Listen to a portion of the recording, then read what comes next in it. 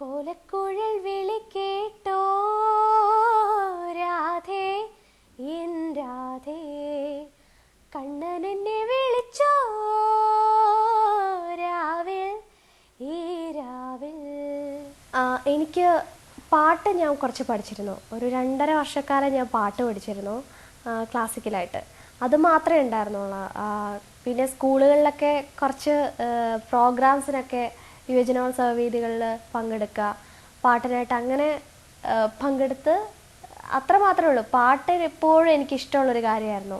അതുപോലെ തന്നെ ഇപ്പോഴും അതിൻ്റെ ചില നിർബന്ധങ്ങളൊക്കെ ഉണ്ട്. രാവിലെ എനിക്ക് പാട്ട് കേട്ടേ പറ്റുള്ളൂ.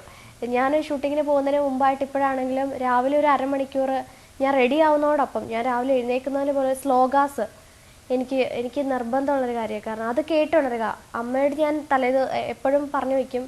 അമ്മയ്ക്കറിയാം, എൻ്റെ ശീലങ്ങളൊക്കെ അറിയാം. ഇപ്പോൾ ഞാൻ എഴുന്നേൽക്കുന്നതിന് മുമ്പ്, ഇപ്പോൾ 5:30-ക്കാണെങ്കിൽ അല്ലെങ്കിൽ 4 മണിക്കാണെങ്കിൽ അതിന് മുമ്പ് അമ്മ എഴുന്നേറ്റിട്ട്, ഞാൻ എഴുന്നേൽക്കുന്നതിന് കുറച്ച് മുമ്പ് അമ്മ എഴുന്നേറ്റിട്ട് ആ സ്ലോഗാസ് പ്ലേ ചെയ്ത് വയ്ക്കും. അത് കേട്ടിട്ട് എനിക്ക് ഉണരണം.